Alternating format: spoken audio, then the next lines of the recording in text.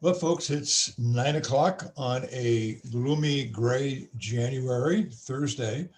We're going to take a couple more minutes for folks to trickle in, and then we will get started shortly after the hour. This is your fearless facilitator coming to you live from downtown Spokane. And it's great to see all these people show up on our participant list, and we're going to have an excellent program, I think, for you all today. So just give us a couple minutes. Casey, did you see that Sharon's trying to get in and she can't? I did.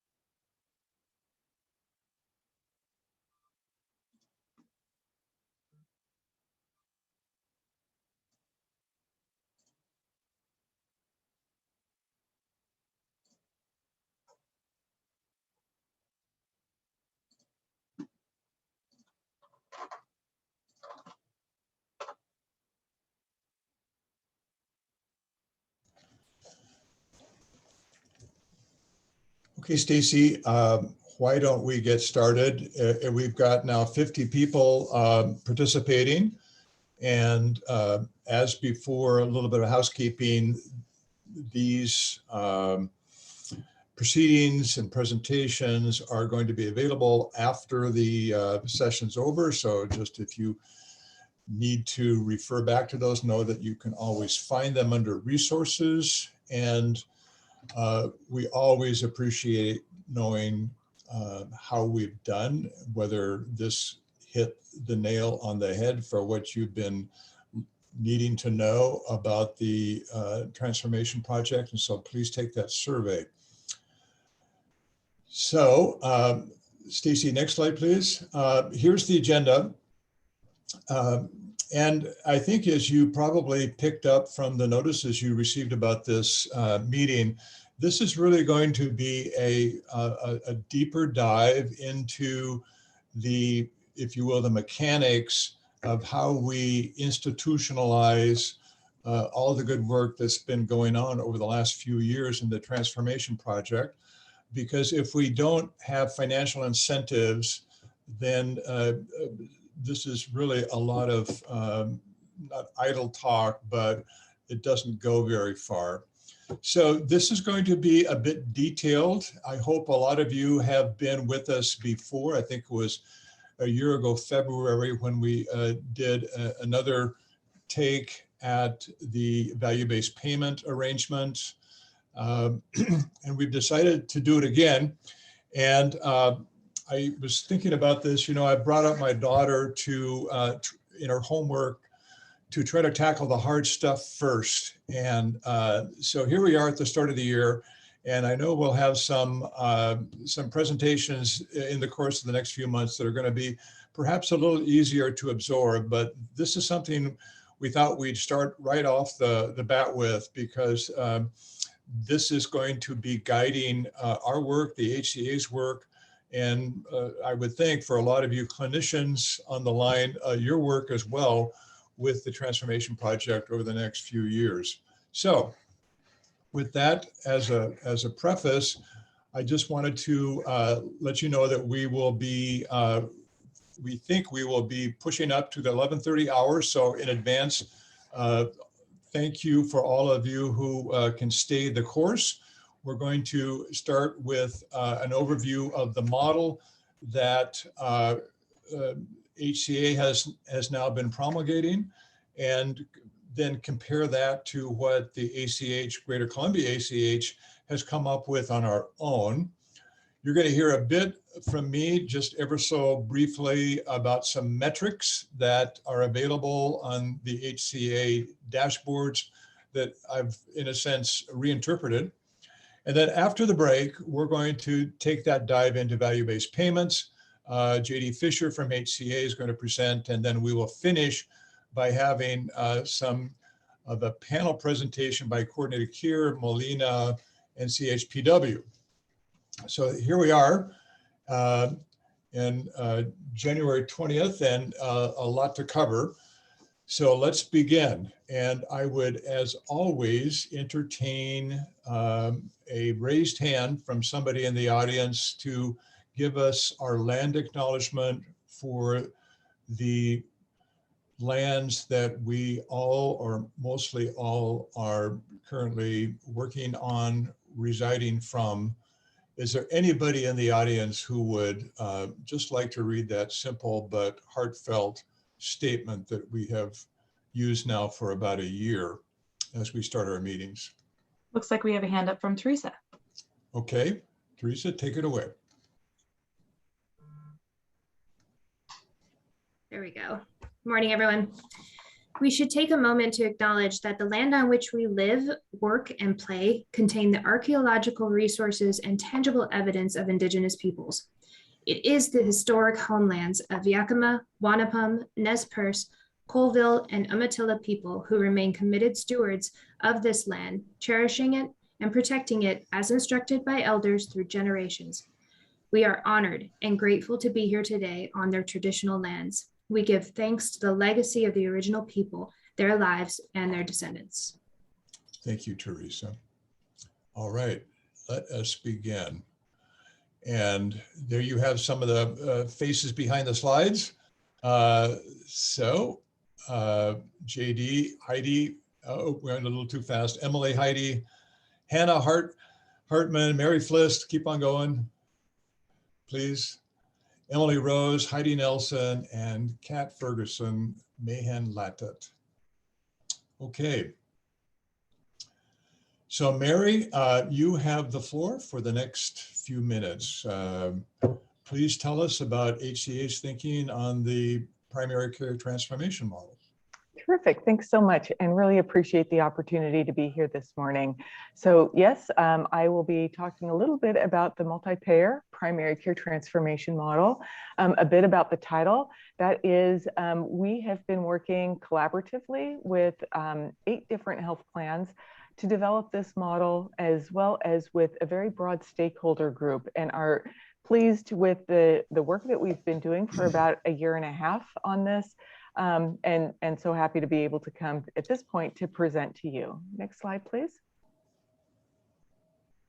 So we have designed this model in a way that we are continuing to strive to support the quadruple aim, right? Which is promoting and incentivizing integrated whole person team-based care. We'll be hearing a lot about that in my presentation, as well as making sure that those things that have been done historically in primary care of both physical and behavioral health, that we're really making sure that we are supporting that for acute, chronic, as well as preventative needs. We want to improve access and capacity to primary care providers to increase the investment that we make across the system to the primary care service, as well as to align payment incentives and quality metrics across payers and providers. And we are working with interested public and private employers to spread and scale the model throughout Washington. So our purchaser community is another important community, in addition to our patients, our providers, and our plans. Next slide, please. So a quick summary of what the key components are, and we'll be doing a bit of a deep dive in some of these components in subsequent slides, but we're really hoping that the payers work to align those payments and incentives sort of across the state in support of the model, that we're increasing the percentage of spend in primary care, that we're really financing primary care through this model. Providers work to improve their capacity and access, as well as apply actionable analytics. And we're thinking that that will apply to clinical, financial, as well as social supports. So as the payers and providers are working towards that, we're really looking to support primary care as integrated whole person care, including behavioral health and preventative services, and having a shared understanding of care coordination and the providers in that continuum, resulting in aligned measurement for value from the model.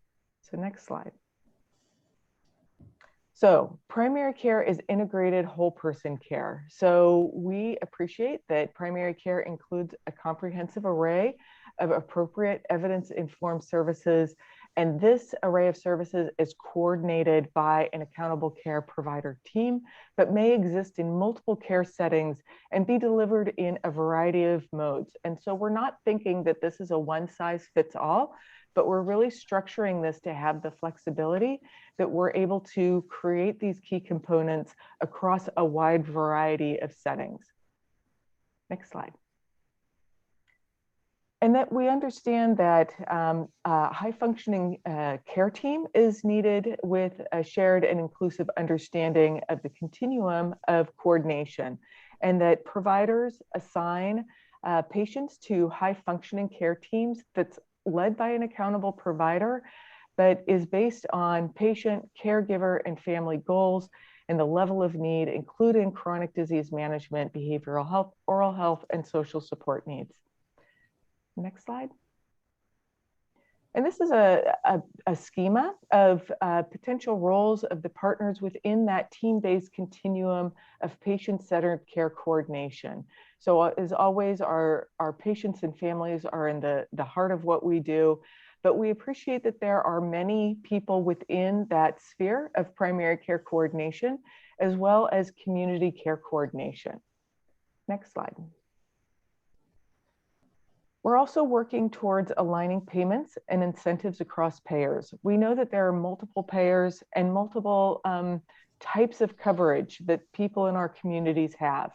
And what we want to get out of is a system by which primary care providers have to have different priorities based upon what payer they are, their patient at the time is being covered by. So to do this, we need to have health plans to align their payment approaches that's going to be tied to measurable value metrics. And again, hopefully there will be a single set of metrics. And so if a provider has 25 different payers, they will still have a single set of value metrics. And we're thinking that that aligned payment is going to include a combination of transformation fees. Thinking that there may be additional investments we need to make in the system before people are ready to take on the accountabilities that are articulated later. And that would be a time-limited set of transformation fees, to which point the provider community would be evolved to comprehensive per member per month payments and performance-based incentive payments. Next slide, please. Also looking at improving the financing of primary care. As we know, the Office of Financial Management has done an analysis of the spending in primary care in December of 19 at the direction of the legislature. And we have asked our, within HCA, those plans that we contract with, including both the Medicaid Managed Care Organization and the employee and retiree benefits. So those are the plans that cover our people who work for state agencies, as well as higher education, and our school employees for all of K-12. And we're wanting those payers to measure and report primary care spend since 2020. We've asked them to do that. And the intent is that all payers in Washington over time will track and be held accountable to a minimum spend on primary care. Next slide, please. In terms of improved provider capacity and access, we want patients to have access to meaningful engagement with high-functioning care teams to coordinate and provide physical and behavioral health care using a range of modalities, including telehealth and other non-traditional person-to-person modalities. Right now, as we know, when we are in a world of fee-for-service driven by a coding regimen, that limits the amount of flexibility that our care teams have to meet the needs of their patients. And so we're looking to transform into more of a per member per month payment with expectations around the health and outcomes of patients. Translation services are also expected to be available for the languages common among the patient population. Next slide, please. Actionable analytics is another foundational component in which we're looking to have financial, clinical, and social supports being available through aggregated cost and utilization that's delivered in a manner that is interoperable with electronic health records. And for providers to use that data to analyze and identify whole person needs at the population level, as well as the individual level, to assure quality and to evaluate the effectiveness of primary care. So really, I appreciate that this is a very lofty goal, particularly that portion related to the interoperability with the EHR systems. However, really do appreciate that we want to be a data-driven system, and we want to be a learning system. So we're really able to apply what we know in terms of clinical, financial, and social supports for the providers to be able to get that best care possible for those results. Next slide, please.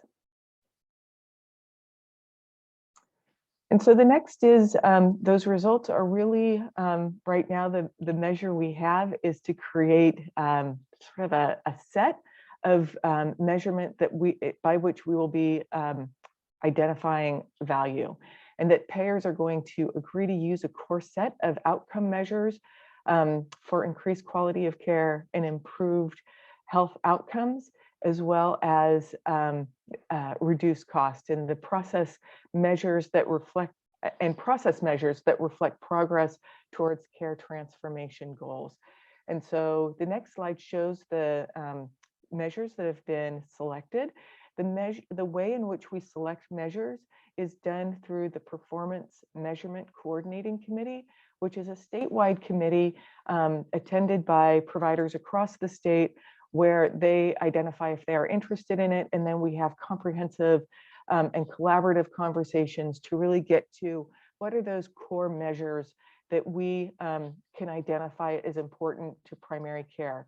We also appreciate, and I'm sure JD will be going over in terms of value-based purchasing, we are in the middle of this journey, right? We're not starting the journey towards value-based purchasing.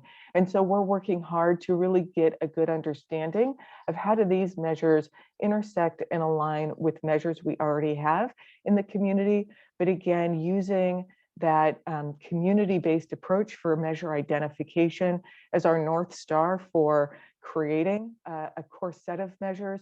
And again, do not want the providers to either be overwhelmed by too many measures, or for them to be having to manage to different measures based upon who the patient's payer is at the time of receiving care. So really trying to create a Washington-based focus on that core measure set. And next slide, please. So as I was explaining earlier, and I have explained in other meetings, this is not my first rodeo in this sort of work and moving to a comprehensive PMPM payment for the purpose of enabling healthier communities. And so we're really hoping that by our the manner in which we've done this, and really hats off to Greater Columbia and all of the work you've already been doing in support of this, we're going to be now moving towards how are we going to implement these really important components of the transformation effort. And so we have a set of provider accountabilities. I'm sure this looks very familiar to many of you because it is very much aligned with the PCMH measures. And for each of these measures, as you can see to the right, we've created a centralized provider certification. So we realize that different practices are at different levels of how well they or how closely they are aligning to provider accountabilities. And so some practices are meeting the minimum participation standards and working towards those transformation goals, while others are making progress towards transformation. And then a final set is level 3, where they're implementing these provider accountabilities with fidelity. A team has taken each of these accountabilities, each of the 11, and has sort of delineated for under each one, what does a level 1 practice look like? What is a level 2 practice doing? And what is a level 3 practice doing? We assume anybody who has PCMH certification is indeed at level 3. We are at this time creating a work group, a certification work group. We're really appreciative of the stakeholders that have been involved so far, that have endorsed a centralized certification process. So we don't have our providers needing to be certified by each health plan. Rather, it will be a centralized certification process. And that work group will help guide those efforts within HCA to make sure we're really creating those standards and a system that will be successful and sustainable, and something that we can implement and be proud of the work, because we can see the health that's a result of it. The payer accountabilities are towards the bottom of this slide. We've already talked about the shared quality standards that are in the middle, but also asking payers to really align practice supports. So creating all of the wonderful reports that they have created individually as payers, and to think through and work with us together, what are those aligned data sharing needs? Also, what are some attribution principles that we can all agree to? So what does it mean somebody is part of the provider's team? Because we know that we're asking those providers to also create a system in which they sort of take ownership in a meaningful way of anybody who has been attributed to them by creating that care team around them, as well as thinking through what are the shared resources that providers need. We've talked a little bit, touched on that transformation payment. We would think the transformation payment, again, time boxed, would be available for those practices that are at level 1 or at level 2, and that it would evolve and change to a quality incentive payment and a per member per month payment as the clinics reach that level 3 in which they're implementing with fidelity. And also the payment model, in addition to the transformation payment, that there is an adoption of that comprehensive care payment as well as quality incentive payment. And I think that is my last slide. Yep. And I don't think I have time for questions, but you do. I will leave it to you. Oh, I do. Okay. You terrific. do, Mary. So Wonderful. Let's see whether we have some hands raised. Stacy, do you see anything? I don't see anything right now, but that was a big bite of the apple, folks, and lots to think about. So I hope, at least in the couple of minutes we have left, you can pose a couple of questions to Mary about any concerns or just clarifications that you'd like to see made from these slides. There's multiple ways that you guys can ask questions. You could obviously raise your hand, you can unmute and ask, or during your presentation, if something pops up in your mind, go ahead and throw it in the chat. And then when the presentation's over, we can address them at that time. I know I'm the type where if I don't say it immediately, I will forget it. Okay, so I guess I'll start with the question, Mary. How does this model then interface with the specialty clinicians in our health system? So you've had, say, as a patient, you've got to the point with your primary care team that you need more specialized treatment. Then what happens? So we don't see any difference or disruption in the referral patterns or the systems that are already established around specialty care.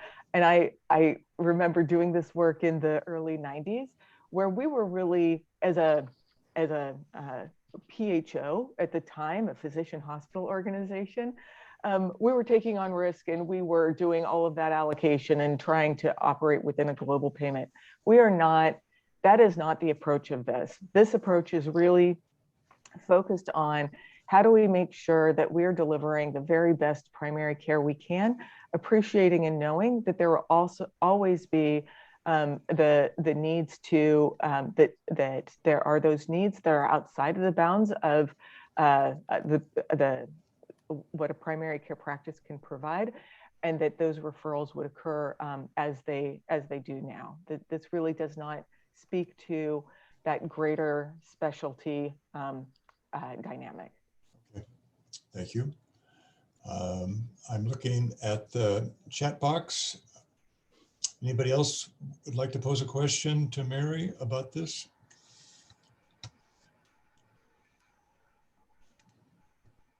Mary, this is Sam, and I asked you this question yesterday, just going into the different levels, and I know this is a proposed different levels of certification.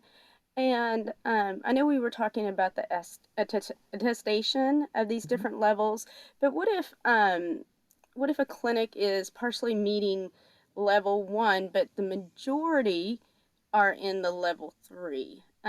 What is the thoughts around that? Great, yeah, and appreciate that question, and I hope that sort of the answer helps mitigate any anxiety that people would have around sort of embracing this work and adopting this style of practice, because we really believe that the fee-for-service restrictions that are by virtue of our current processes and payments don't enable us to really pursue health in a way we should. So as I mentioned, we are bringing up a certification work group, and our ask of them will be to work through those exact questions. So we have directionally a couple ways we're thinking about this already. One is that PCMH certification constitutes level 3. The second is that we will be relying on attestation, but we anticipate having a team of people who will be working through all of those details about what if you're 70% level 3 and 30% level 1, what does that mean? And I think that there's going to be a need for us to sort of journey together on, does that mean that a practice is ready to be successful under a comprehensive payment and a quality incentive program versus a transformation payment and continuing on fee-for-service until they shore up those areas in which they are a level 1. And there may be some areas where, yeah, it makes sense to go to level 3 because those areas of level 1, you know, it's sort of okay because you'll work through that and can be successful within that transformation payment. We want people to be successful and for this to be sustainable. And so I don't think like much of this, we're trying to make sure that we're making it as flexible and as principled as possible. So we want these principles to be adhered to, but things like that of, you know, maybe it's not 70-30, maybe it's 80-20, maybe it's in order to really think about being ready for a comprehensive payment. We think these elements of accountabilities are really the most important. And if you're still working on these other ones, so that, Sam, will be the work of the group. We're really excited about having a volunteer group who has stepped up, being co-led by a payer and a provider to really make sure, again, we're creating that system that is going to be successful for us as Washington State, right? Which is why we're also working with other purchasers that don't necessarily contract with HCA, because we want all providers in Washington, all primary care provider teams in Washington to be able to be successful and supported through this sort of a model. Thank you, Mary. I have one more question. What's the thoughts around how it would be rolled out? I know that we had conversations in different regions or statewide. Can you give us some explanation on that, please? Sure. So it's a little bit of a chicken and egg thing, right? Which is how do we know how much transformation is needed when we don't know, when we haven't set up the certification process of asking people what level they're in, and hiring the staff to have the ability to support people, that when the work group has done a fantastic job developing this seems to be a system, we want to make sure that we can then implement it and make it so it's a form that doesn't drive people crazy. I know none of you have any experience with the state of Washington with forms that don't make sense, but just kidding. But it's sort of that, how are we making sure that we're going to be putting those pieces in place in the right sequence? So we have a form that makes sense. We have people to support as applications come in. We can then create the financial model that we need in order to support it. And my guess, Sam, is that first step will be those practices that when they send in the form are ready to accept a comprehensive payment. And then that question will be, how do we work with our plans so they are ready to have a comprehensive payment and a quality incentive payment that has fidelity to this model. So we are working through how is that rollout going to happen. And I imagine, please don't hold me to this, that it's going to take us a little while to get to the place, right, where we have forms that make sense and people that are going to support you and systems and ways in which we can have a clear escalation. And then we will start with those that are at level 3, most likely to be successful, try to get traction there and create the momentum we need for those that are at level 2 and 1 to have hope for a better way to practice medicine, and for their ultimately that the payers are pressuring their purchasers, that they want all of the people who are purchasing benefits on behalf of their employees to be asking the payers that they work with to adopt this model. And we want the providers to simultaneously be saying to the payers, I want to be in your network because I want to give access to my community. But the way I do this is through a team-based high-value approach where I need to have you pay me a comprehensive payment and an incentive payment. And so sort of creating this flywheel, right, where hopefully, in a few years, we'll look back and think, how did we ever think we could do this differently, right? But it's going to take us to be having a little bit of trust with each other, having discussions, which is why I so appreciate your leadership inviting HCA to have this discussion, because we really want to make sure that we are coming together and leading this model and scaling it so we can transform the healthcare across our state. Thank you, Mary, and thank you, Sam, for those questions. I think we're going to have to shove on, but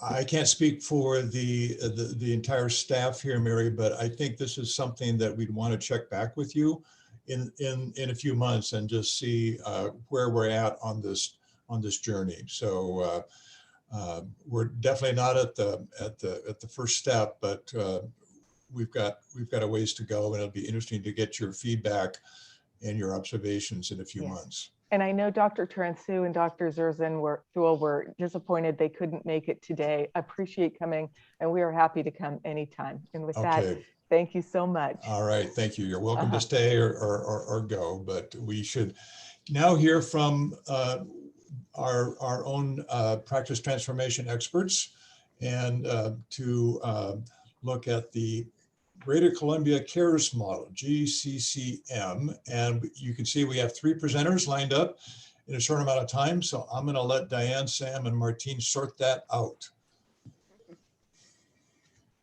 You could go to the next slide, Stacey. So just a little bit about, where Greater Columbia has been over the last 4 years.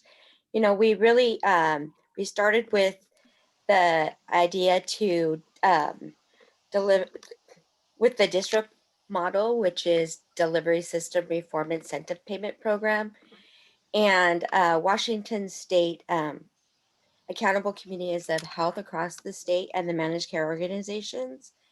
And so basically we we had 4 project areas in which we needed to work on, and those were, and then we hired Sam as the practice transformation director, and she really felt that we could meet our 4 project areas by using the patient-centered medical home model. And that's the model that Greater Columbia had adopted, and we created the Greater Columbia Cares model through that. And then we developed the cohort. So the first cohort um, has primary care, hospitals, and a couple behavioral health organizations. And then I came on and helped with the integrated managed care, which transitioned our behavioral health and SUD providers into the billing of the managed care organizations. And so that then they became our cohort 2, which is the behavioral health and SUD providers. Then we also created cohort 3, which is a mixture. It has quite a few different providers in that. It has hospitals, rehab, skilled nursing facilities, and behavioral health. So it kind of has a mixture of different things. So I'll go ahead and let Sam and Martine explain how our Greater Columbia Cares model equates to the model that Mary just presented to us. So you could go to the next slide, Stacy. I wanted just to add to Diane. We did have in cohort 1 our solo dental office that has just done phenomenal work as well. So they were kind of our outlier, but have been an extraordinary outlier. I would like to go over the crosswalk of the PCTM model and the GCCM model, just at the higher level of the categories. To your left, you'll see the multi-payer primary care model that Mary was so kind to go over. And then the numbers are corresponding to actually what that might look like at a higher level within our milestones. So when we're looking at whole person care, we're looking at the exact same milestones that all of our practices do, regardless of what their specialty is. And that is the difference of the primary care transformation model compared to the GCCM model. Both are for all patient populations, both are for all payer systems. So you're looking at the opportunities for those at highest risk in medication management. As you well know, this falls into milestone 2, which is a very large milestone and incorporates a lot of other things into whole person care. In looking at the different levels that Mary talked about, the 1, 2, and 3, it appears that the proposed method is 3 different areas, and they're very, very similar. I can tell you that Martine and I have been going through an extensive crosswalk, and it is so comparable. And we've been introducing these different levels to our quality improvement teams as we're meeting with them. And typically you'll hear the quality improvement teams give themselves lower scores, and we have to go, oh no, you're doing all the work. But this particular one, what we're coming across is they're like, oh my gosh, I'm in a level 3. So I am so excited to hear that they are owning the work that they have worked so hard to achieve. So in 2, a team for every patient, and we're looking at the empanelment, the MCO rostering reporting. Risk stratification, of course, is just a lateral to the risk stratification. Behavioral health screening and follow-up, it's the bidirectional integration category. Patient support, looking at that self-management support, patient-centered interactions, making sure that your family's involved, making sure that you have that support group. And then, of course, your shared decision aids. Care coordination strategies, you're following up with your ED discharges, your inpatient discharges, also having that technology to be able to assist you in collective medical, your secure messaging, One Health Port, your care compact agreements, having that pieces of the puzzle to put together so that you have that whole picture of the patient. Expanded care or expanded access is access and continuity. So looking at that 24/7, looking at your patient portals, other methods of outside that traditional office visit to correspond with your patient. Health literacy, or I'm sorry, I skipped one, culturally attuned care. And we do that through our assessments. So looking at the patient-centered medical home assessment model, as well as the MEHAF, and then evaluating those questions that are around that particular category, and then implementing them into your practice transformation work plan.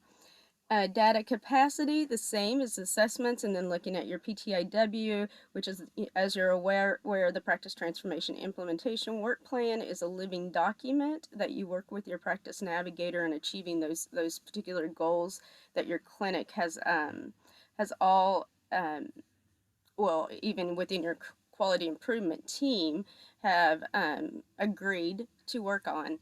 Measurement of improvement, you're looking, or sorry, I keep skipping because they're a little bit down, but data capacity is infrastructure, and your certified EMR systems, our behavioral health, they had done an extraordinary job on transferring over to certified EMR systems. Measurement of improvement, and then looking at your clinical quality metrics and all of those other different reporting metrics that you have identified within your patient populations. Martine, you can go to next slide. Thank you. Thank you, Sam and Diane. And hopefully you guys can hear me good. I wasn't coming on with my sound good earlier. So you guys saw this slide previously. Mary was presenting on it. And so what I wanted to talk about, Sam talked a little bit about it. Diane talked a little bit about it. Mary even, touched some pieces on this. But really, if we look at the provider accountabilities, whole patient care is kind of at the center of the work that we are doing, as we are using the patient-centered medical home as the foundation for the work that we are doing. That includes, a team for every patient, risk stratification, behavioral health screening and follow-up, patient support, care coordination. All of those provider accountabilities are included within the milestones that are in the Greater Columbia Cares model. And me being, a navigator, being, before I was visiting sites in person, but now that's been kind of limited. But, I've been working with these sites from the very beginning, with cohort 1, cohort 2, and cohort 3. So I'm pretty, involved in the work that they are doing in regards to practice transformation and the implementation of the Greater Columbia Cares model. And seeing that the PCTM model, it's being kind of proposed or being looked at, it got me excited because, our sites are really well set up to be able to be part of this model. And, the crosswalk that Sam was talking about, it really, most of the sites fall within, level 2 or level 3. I want to say we don't have any in level 1. And many of those that are in level 2, they're almost borderline to go into a level 3.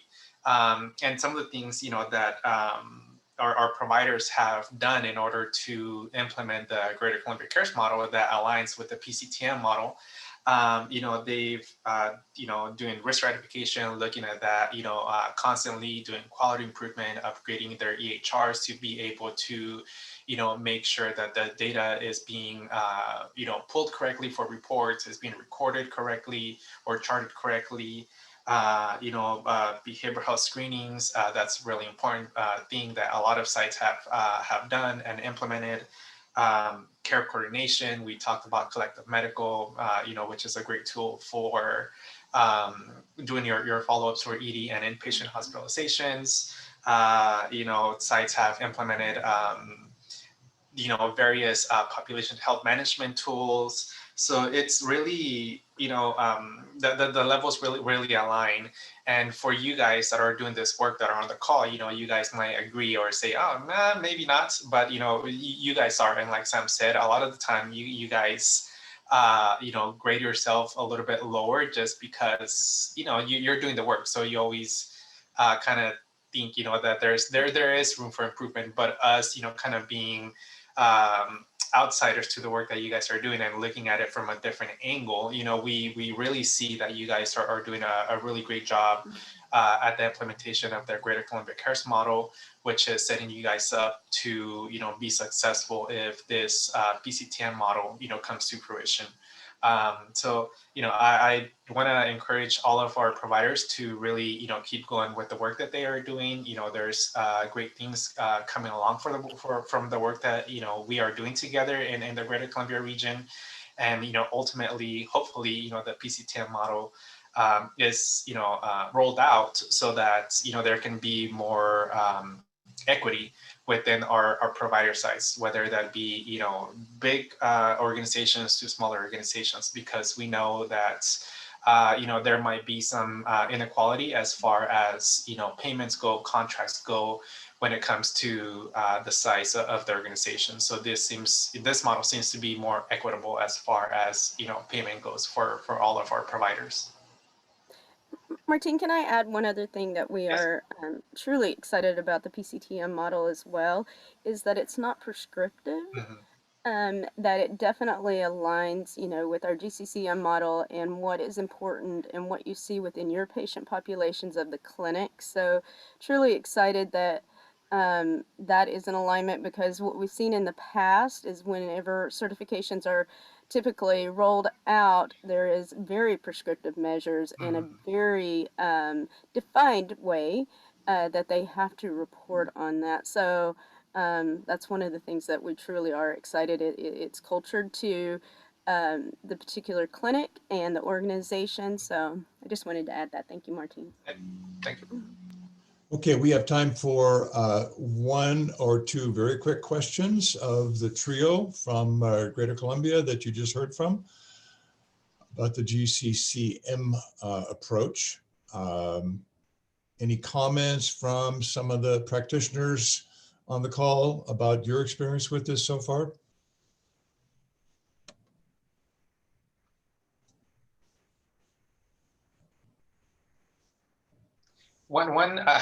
I'll add something really quick, and I might call out somebody from the audience. So sorry if you get called out. One of the things, and one person that really comes to mind that really had a big impact in their organization and in the work of practice transformation. Sarah Cashman, I know you're on the call. You don't have to talk, but I know that you've been pretty heavily involved with practice transformation at Lord's Health, and you're a big part of the work that they're doing. And you just have done an amazing job with, following up with patients seen in the ED and the hospital. So I don't know if you want to add a little bit more to that. Well, you got an attaboy from Sarah, Martine.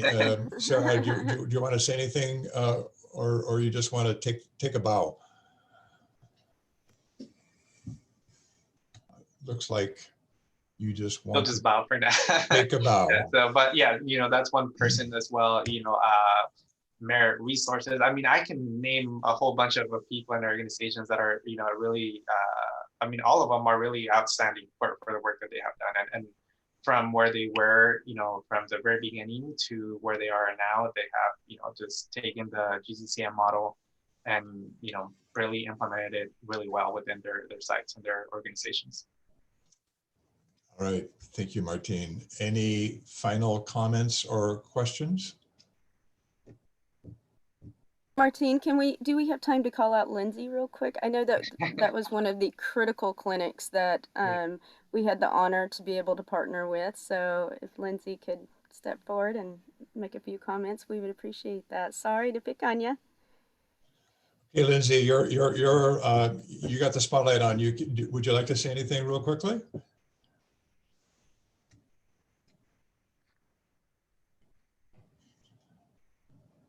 Maybe she has stepped out.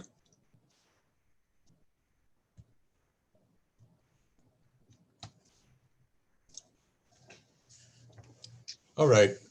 Well, we'll take another run at this again. I think over the course of the next few months, and check in with the practice transformation team, and just get an update. So thank you, Sam. Thank you, Diane. Thank you, Martine.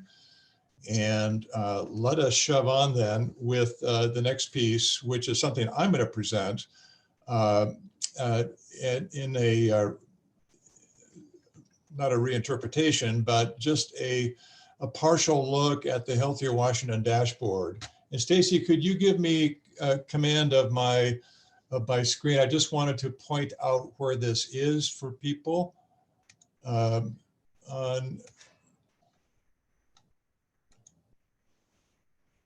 That's not it. Let's try this again. Can you try it one more time? Let me see. I think this might be it. That's not working. Okay. Well, let's stop that. What I wanted to, if you could put the PowerPoint slide back up, Stacy, is that if you would, anytime you want, just do a search for the Healthcare Authority Healthier Washington dashboard. You'll find a very rich set of screens tracking what's going on across the state over the last 3 or 4 years. That richness, however, is a little bit confusing, I think, for even somebody like I who deals with data day in, day out. So what I've done is, with the advice of the Greater Columbia staff, is just focused on four of the 30-odd measures that are the Healthier Washington measures, and just put that into a context that looks at, next slide please, looks at just what, next slide, looks at Greater Columbia ACH and then the state average. And what I'm going to do is present these 4 metrics over time and then compared to the state. So time in this case is years. We're looking at 2017 through 2020. Hope to have 2021 out probably in a few months. And then if it's possible, be able to do a deeper dive on a couple of the ways that we can cross-tab the results. And in this cases, I'm looking at age, and then where possible by race and ethnicity. So next slide, please. So the first one I wanted us all to consider is all-cause emergency department visits. And the convention you're going to see here on the slides is that gold is for the Greater Columbia 9 counties, green for the state of Washington average. And this is looking at something I think we all know that is a target, is a goal of the practice transformation work, is reducing the number of ED visits that could be done through an ambulatory care setting. So this is looking at the number per 1,000 member months. And as you can see, back in 2017, for Greater Columbia ACH, that was 68. And by the end of 2020, the annual average was considerably lower at 42. So you can see also that Greater Columbia's use of EDs has been considerably higher for this population than statewide. However, by 2020, it is almost identical. So this is one area where we've seen some really fast movement.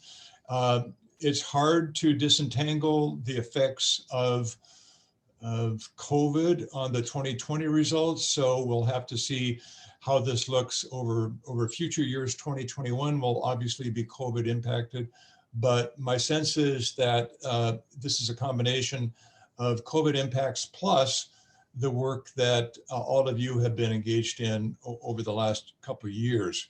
So on every one of these slides, I talk about a range among the the greater among the accountable communities of health in the state.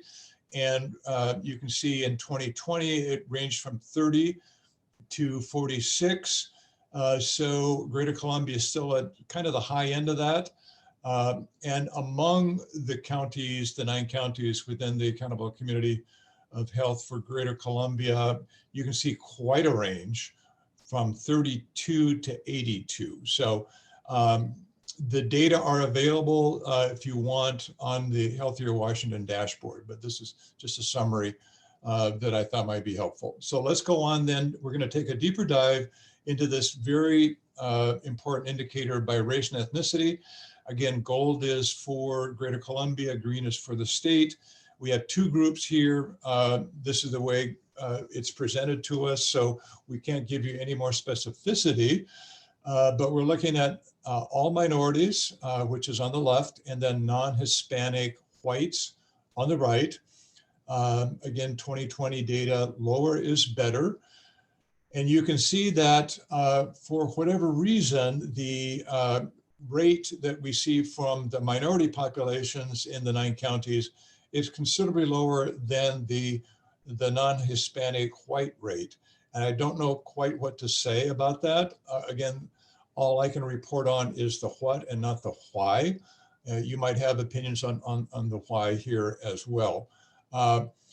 In any case, we have an experience with the minorities, any minority in the Greater Columbia that's about equal to their counterparts across the state, but the non-white group in the Greater Columbia 9 counties is accessing EDs faster or more frequently in 2020 than in the state of Washington.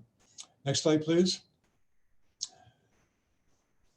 Okay, now we're just going to look by age, and there are 3 age groups that Healthier Washington metrics are available in: 0 to 17, 18 to 64, and then 65 plus. And you can see that for the first 2 age groups, Greater Columbia's rate of ED visits is, this is for 2020 again, are a little higher, but where the big discrepancy in ED visits is in the 65 plus category. So the dual eligible community is probably something that we could take a quick look at and find out if there's some interest, what is going on for that particular age group in the emergency departments. Okay, let's go on to the next indicator, indicator number 2 that I picked out, and this is mental health treatment penetration.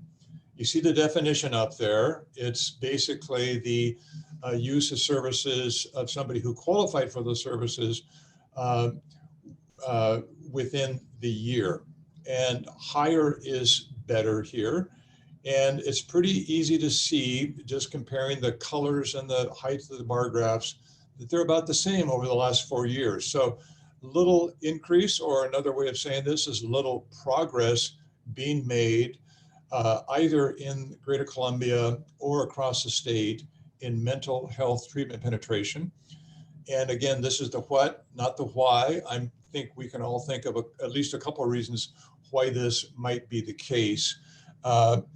But quite a wide range among the counties in the Greater Columbia, as the bottom bullet entry, from 49% to 60% in 2020. So next slide, please. We're able to provide you this particular metric by race and ethnicity as well. And as you can see, the mental health penetration by people of color is not nearly as high as the non-Hispanic white population in 2020. So it raises, at least in my mind, questions of access for people of color in our 9 counties. Generally though, the rate is not too different than the rate across the state. So, but definitely a difference, it appears, between people of color and non-Hispanic whites. That's the second metric, mental health treatment penetration. Let's go on to the third metric of Healthier Washington. Oh, I'm sorry. H. We did get H here. As you can see, much better penetration, much better access for youth than for the elderly. You can see there in the low 60s percent range for the share in the 0 to 17, and yet not quite, a little more than half of that rate for the 65 plus category. So it also raises questions for me, why would that be the case? And some of you may have some thoughts on that. Okay, now we'll go to the third metric. Stacy, please. This is looking at a reflection of one of the, I think, larger physical health concerns in the 9 counties, and diabetes, and looking at the HAC1 testing, A1C testing, excuse me, and higher is better here. We'd like to see at least one test during the past year that's gone on. And you can see by and large, the ACH has matched the pace that we see across the state. But maybe that's not such a good thing, because in 2020, that pace went down from the mid 80s to the high 70s. And again, we don't know whether there's COVID complications of this, whether people just refrained from getting tested because of concerns in the clinics. But that is, even though there's no statistics behind this or statistical tests behind this, but my guess would be that this is a statistically valid drop, both statewide and even in the ACH. So something's gone on here that you may have some thoughts on. Next slide, please. So we have an ability to break this down into one subcategory, and this is race and ethnicity. And you can see that there's a slight difference here between the minority populations and then the non-Hispanic white population, 78 to 81%, but not too great. And the ACH compares very much to the equal to the Washington state average. Okay, last indicator or last metric. This is something that I know a lot of our hospitals are paying attention to for a variety of reasons, but this is a standard measurement looking at those adults who were released and then had an unplanned from a hospital, then had an unplanned readmission within 30 days of discharge. And obviously lower is better here.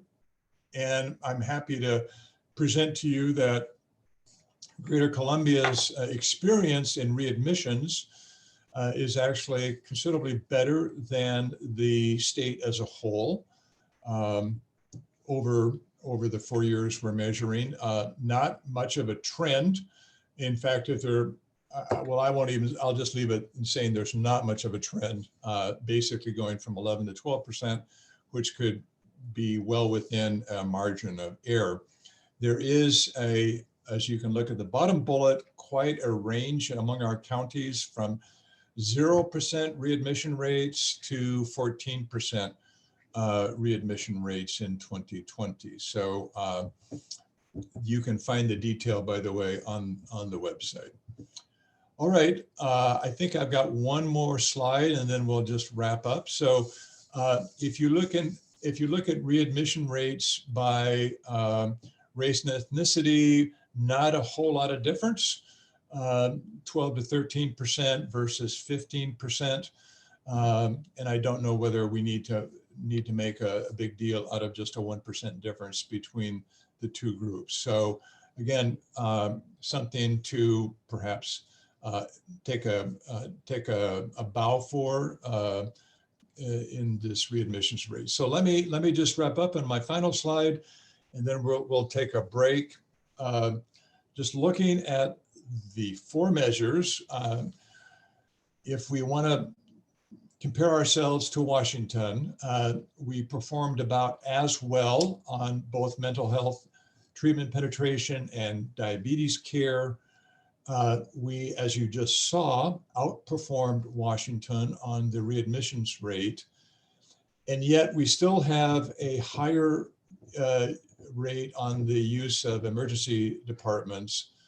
On the other hand, it's important to show this as well. We've had much faster progress from 2017 to 2020 in reducing that rate.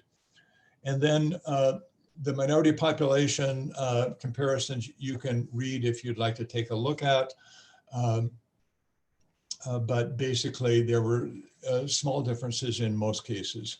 I just wanted to point out as a social scientist that none of these statements reflect any significant tests. So I'm basically saying they look to be, the differences look to be somewhat significant or not, and not having run a test. But I think the intent of the group is to give you 3 or 4 measures over subsequent meetings so we can get a sense of how we're doing in the measures that HCA and has chosen for looking at healthier Washingtonians through the Medicaid population lens.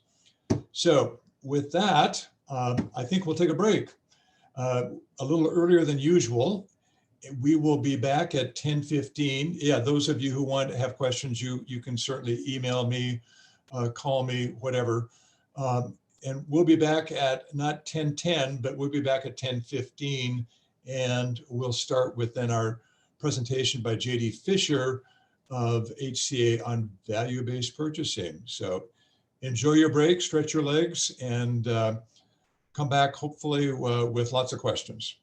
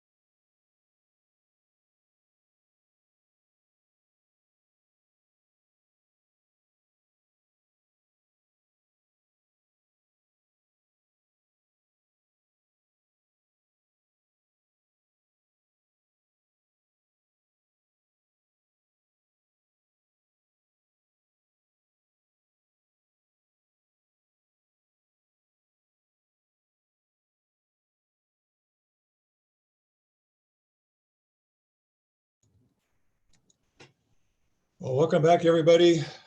It is time to have the presentation and discussion on value-based payments. We're very pleased to welcome another set of HCA experts, JD Fisher, and I see we have a co-presenter, Hannah. And JD and Hannah, the floor is yours for the next 40 minutes. So take it away. Right. Thank you very much. My name is JD Fisher. I'm the value-based purchasing manager at the Healthcare Authority. I work in the policy division and have shepherded the Paying for Value survey for the last several years. And I'm pleased to be joined by Hannah Hartman, who is a fairly recent addition to HCA.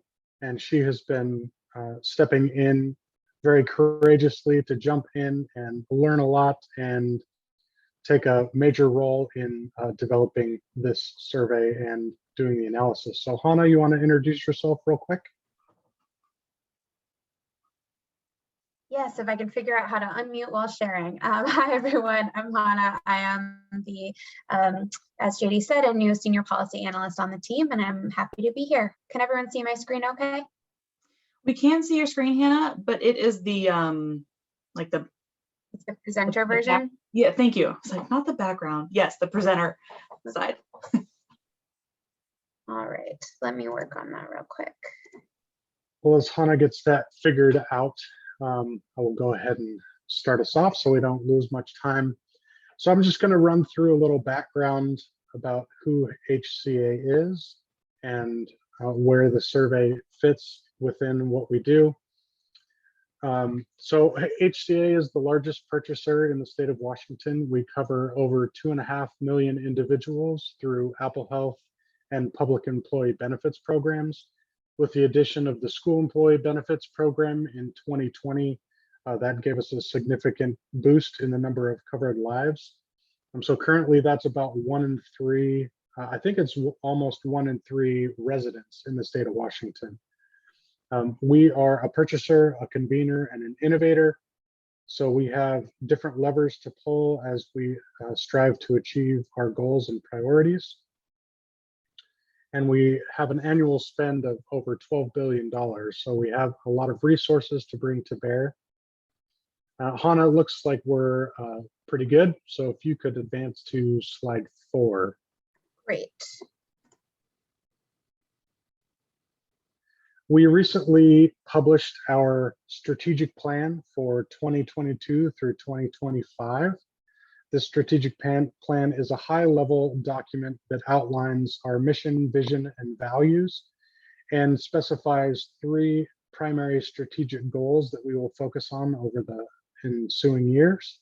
You can find this strategic plan document on our website on the About HCA page. And I won't read through everything on this slide, but I want to highlight the strategic goals. Number 1, to ensure equitable access to integrated whole person care. We hope that the multi-payer primary care transformation model will be a big part in achieving this goal, but it is also something we're striving towards in other areas of our programs and policies.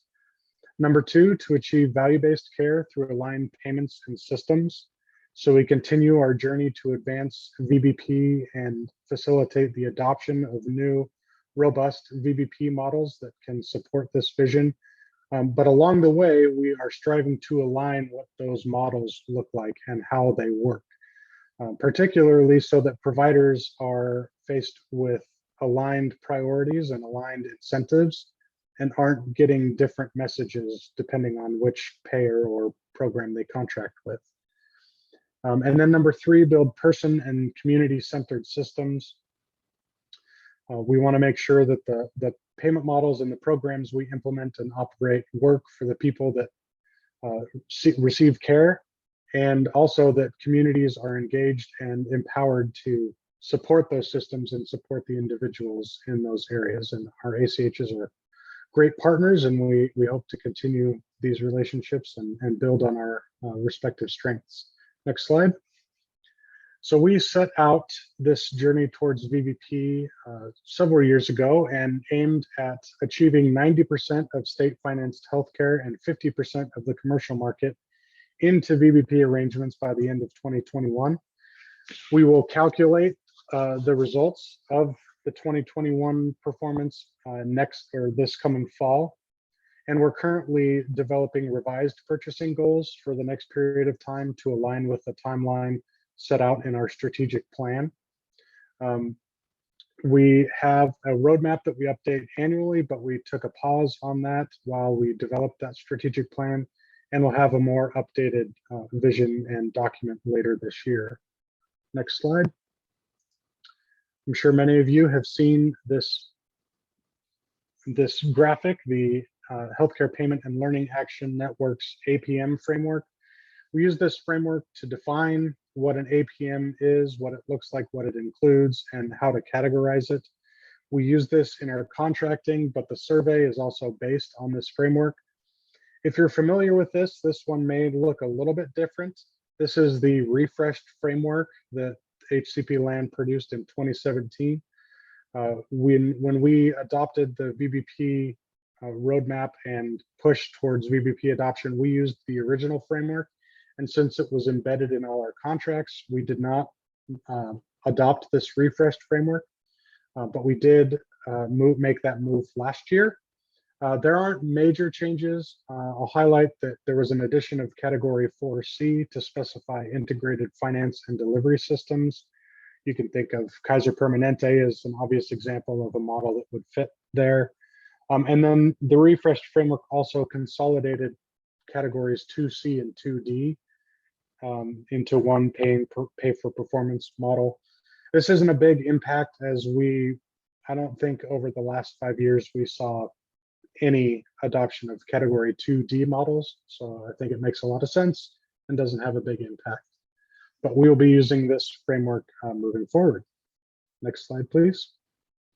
So as I mentioned, we do have a roadmap that spells out our vision to achieve a healthier Washington through our purchasing programs. We strive to do this through an aligned purchasing strategy or a one HCA purchasing philosophy. We do hold our health plan partners and delivery system networks accountable for quality and value through our contracting levers. And we exercise oversight and quality assurance over those partners and implement corrective actions as necessary. As we have learned from our past experience and seen the growth and the challenges in moving towards VBP, we realize that there are opportunities to be maybe more prescriptive or more directive, but also to work more closely with our partners to make sure that we understand what is happening on the ground and that we can make changes as necessary and align supports as appropriate. Next slide. Along this roadmap journey, we established interim targets for our VBP goals to get to that 90% by 2021. You can see that for the first 3 years, in 2016 through 18, we exceeded our annual targets and outpaced our goals. That started to slow down in 2019 and 2020, and we have lagged behind the goal slightly. But you can see we did make a significant jump from 19 to 20. I think our managed care organizations are really leading the way as far as state-financed healthcare payments go. They're outpacing the commercial side of the house for HCA. But in 2020, we made a big jump and made a lot of progress through our contracting with our TPA, Regents, our self-funded side of the house. We adopted several new strategies with them to continue advancing VBP and look forward to being able to work closely with them on going even further. So next slide, a little background about the survey itself. We issue 3 surveys, one to MCOs, which is part of their contracting process with us. It's a way to validate their VBP adoption. 1 survey to the commercial and Medicare Advantage health plans, and 1 survey to providers. The MCO and commercial surveys are very closely aligned. We just have a little more information from the MCOs, like information about regional progress by ACH region, and also VBP adoption with behavioral health providers. The purpose is to track progress towards our goals, and this last survey was to track progress in 2020. We issue it to all statewide health plans and to as many provider organizations as we can reach. We really rely on our partners like the Accountable Communities of Health to get the word out and promote the survey.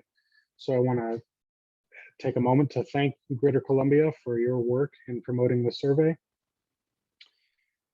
And in 2020, we pivoted to providing the provider survey through ServiceNow, a portal that we use for a number of things at HCA, where previously we used SurveyMonkey, but our contract with them ended, so we had to pivot. That's created a learning for us. We have a lot of takeaways from the process to hopefully improve this year's survey to make it more user-friendly and make the process a little smoother. Also, hopefully we can produce the results a little quicker next time. There was a lot of learning as far as how we're going to collect the data once it's in the system and analyze it. And I think we've ironed out a lot of the kinks, but hopefully we can be a little more efficient next time. And we do tie the survey to accountability, particularly on the managed care side. We use this survey to assess performance for the MCOs on their capitation withhold.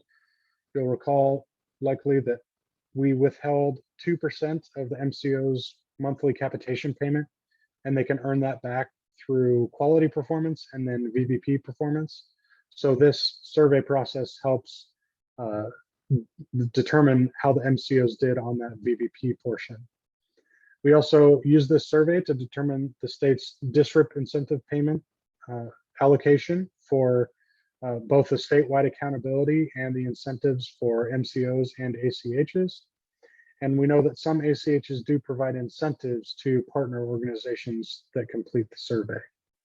We also have begun tying performance for our commercial health plans on the public and school employee benefits side to progress on VBP and use the survey to assess performance there as well. So we're now using this survey across the board for HCA programs, which is exciting for us. It's a unique tool, and I think we're getting to a place where it's getting some really important utility for us and for our partners.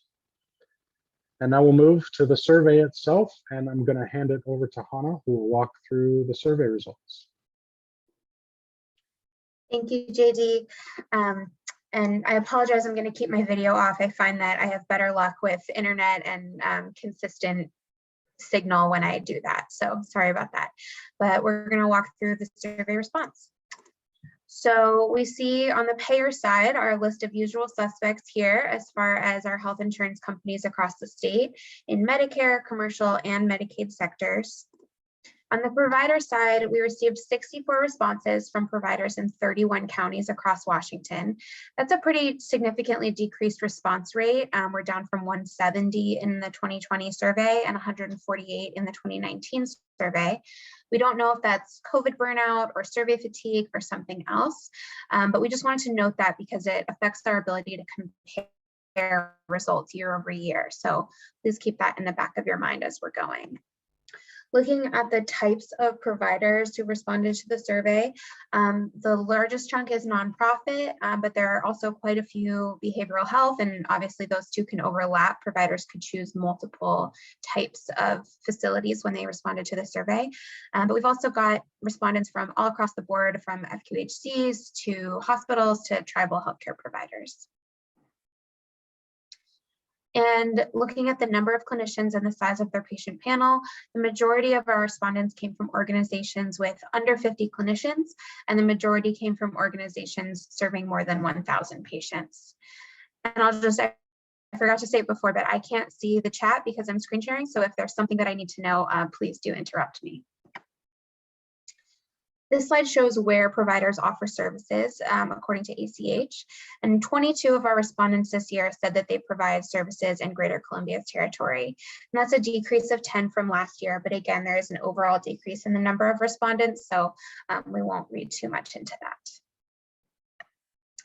Looking at participation in VBP, we'll talk about who's participating, how much, and in what ways. So as a reminder, like JD said before, HCA's standard for what we consider value-based purchasing starts at 2C and it continues through 4C. So on these slides, that's the red, purple, and green categories. The orange categories are not considered value-based purchasing arrangements.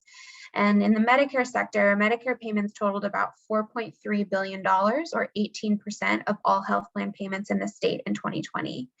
And about 80% of Medicare payments were in VBP arrangements that year, and most of them are in category 4, which is population-based payment. On the commercial side, commercial payments made up about $13 billion, or 59% of all health plan payments. And that's a much larger share of the health system than either Medicare or Medicaid. And about 60% of commercial health plan payments are in VBP arrangements, and they're pretty evenly split up between categories 2, 3, and 4 in the land framework. And if anyone is interested in breakdowns of the different types of commercial insurance, on exchange, off exchange, large group, small group, we do have those available upon request. So just reach out to us. Looking at Medicaid, Medicaid payments made up about $4.5 billion, or 21% of all health plan payments in the state in 2020. And about 80% of Medicaid payments are in VBP arrangements. And most of them, as you can see, are in that purple category, which is category 3, APMs built on fee-for-service architecture. So all told, that's 68% of healthcare payments in Washington in VBP arrangements, and that's up from 64% in 2019. And if you're confused because we saw different numbers on the roadmap before, the 77% that JD talked about was state financed healthcare payments in VBP arrangements, whereas this is across the state, whether they're state financed or not. Hopefully that's clear. And this slide shows where we're seeing those increases in VBP in the state, specifically among managed care organizations, which are Medicaid payers. And the survey showed increases pretty much everywhere across the state. And in Greater Columbia, MCOs reported a 4% increase in the proportion of payments in APMs in 2020. As we know, the concept of value-based purchasing is that providers and payers can earn rewards for their performance. And in 2020, the Medicare sector earned about 2/3 of their possible incentives, while commercial and Medicaid sectors earned about half. And this slide shows the types of providers that payers report engaging in VBP. So that's a little bit of a chain reaction there, but it's the types of providers that payers told us that they contracted in value-based purchasing arrangements. And the green boxes just highlight some areas of consensus. So 9 out of 9 payers said that they contract with many primary care providers. And 9 out of 9 also selected none when asked how many dentists they contract with in value-based purchasing. Very few also, or I should say the vast majority also said they contract with none of long-term care facilities, nurse midwives, and OBGYNs. And to clarify, this refers only to contracting with providers in VBP, not contracting with providers in general in their network. Moving forward into the experience with VBP. For payers, we found that they define and evaluate success in their alternative payment models very differently. Everything from financial outcomes to patient satisfaction to clinical quality ratings. This was really interesting to us because we know there's a wide variety in APM design, but there's also a wide variety in how payers define and measure the success of their APMs. On the provider side, when asked to describe their VBP readiness, the biggest slice of the pie there is that light orange, which is somewhat ready and capable, with more providers feeling ready and capable than not. And we've seen modest improvements in most of these categories since last year's survey. So fewer in the negative end of the spectrum and more in the neutral and positive end. When asked about their experience with VBP, whether it was very negative to very positive, the most common responses were neutral and positive, both in the organizational phrasing of the question and in the clinician phrasing of the question. And fewer respondents on both sides reported negative experiences compared to neutral and positive. But more respondents indicated that clinicians had negative experiences compared to organizations. And that might indicate that VBP creates some stress for individual clinicians, especially during a transitional period, while still benefiting the overall organization. And compared to last year, These questions resulted in fewer respondents reporting extreme experiences, either positive or negative, and more kind of being in the neutral zone. When asked how they perceive the role clarity between HCA, payers, ACHs, and providers, most providers said the roles were somewhat clear. And unfortunately, we do still see a large portion saying not so clear and not at all clear, which are the light blue and the dark orange. And that gives us something to think about and work on in the future, because confusion and role clarity can be a challenge for folks. And when asked how they expect participation in VBP to change in the next 12 months, more than half of respondents said they expected it to stay the same. A sizable minority said they expected it to increase, and only 3 said they expected it to decrease. Looking at barriers and enablers to participation in value-based purchasing, on the payer side, from highest to lowest impact, our top 5 enablers were trusted partnerships and collaboration, aligned incentives and contract requirements, aligned quality measures and definitions, interoperable data systems, and cost transparency. Whereas the top 5 barriers were lack of interoperable data systems, payment model uncertainty, attribution, disparate incentives and contract requirements, and disparate quality measures and definitions.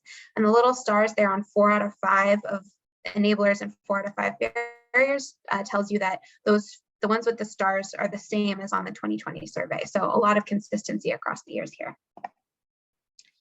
And we asked payers to tell us how their top barriers from 2019 had changed in 2020. The majority said they had stayed the same or gotten better. Obviously, we'd like to see everyone saying they'd all gotten better, but it's encouraging that very few said they had gotten worse. On the provider side, our top 5 enablers to VBP adoption were development of medical home culture with engaged providers. We talked about that a little bit earlier in this meeting. Ability to understand and analyze payment models, access to comprehensive data on patient populations, common clinical protocols and/or guidelines associated with training for providers, sufficient patient volume by payer to take on clinical risk.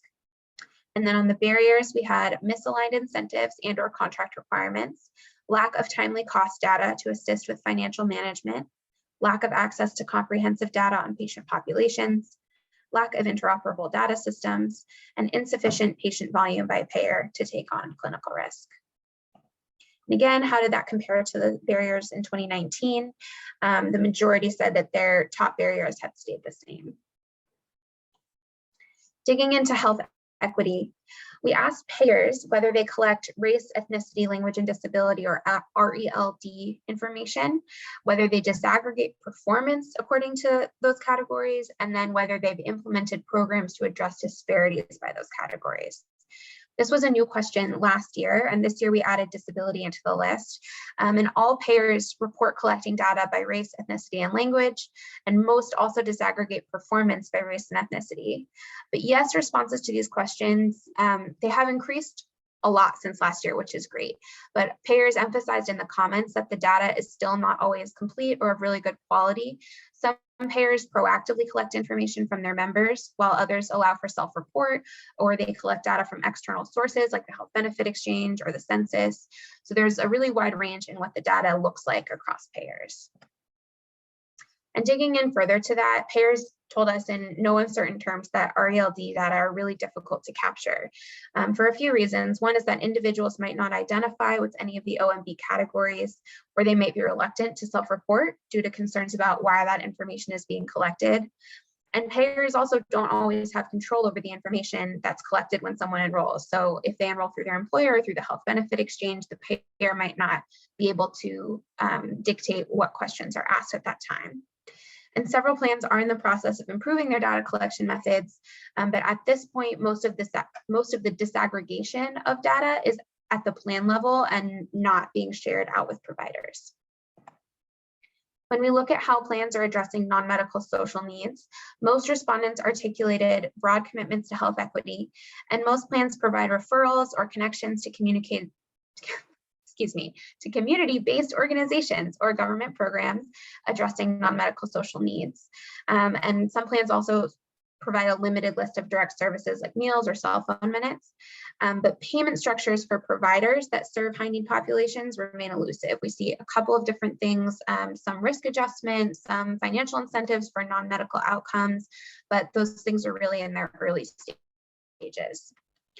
Payers identified several big barriers to addressing non-medical social needs, including data challenges, alignment challenges, gaps in the availability of needed services. So if someone screens positive for needing something like affordable housing, it's not so easy just to, hand them off to an organization that will give them affordable housing. That's a scarce resource. Challenges of measuring effectiveness of non-medical interventions, and also the fact that COVID-19 exacerbated all these problems and increased the need across our state. On the provider side, a larger share of providers reported collecting RELD data on this survey compared to previous years, and the share of providers assessing performance also increased.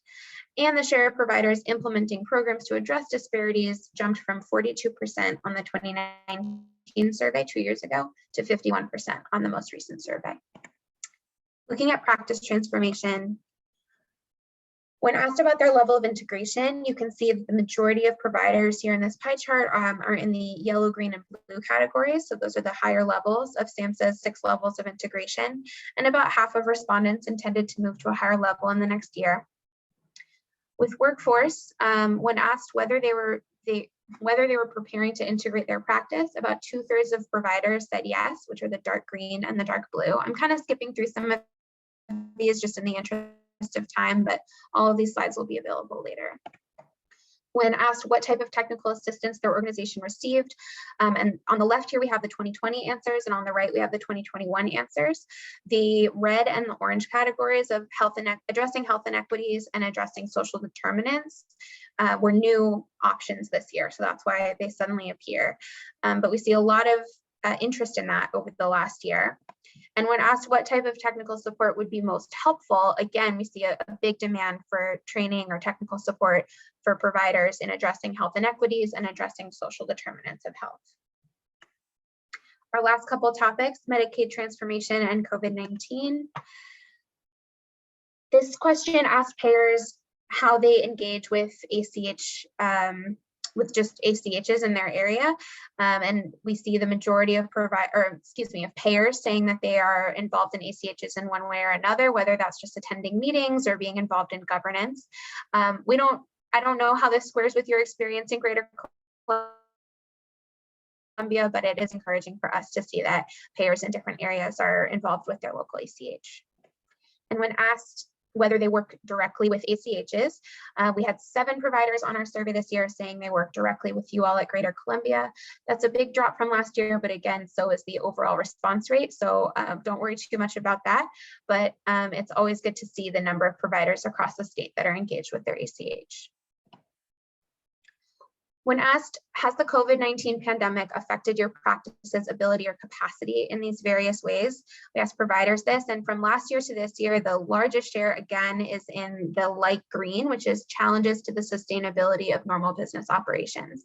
So a lot of providers are telling us that they're just having trouble just taking care of everyday ordinary business.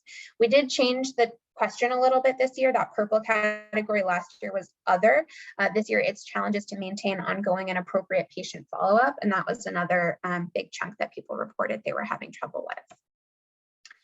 When asked about how COVID impacts their interest in VBP, the question is, from your perspective, how should payers, purchasers, and providers adjust their VBP strategies in light of the pandemic?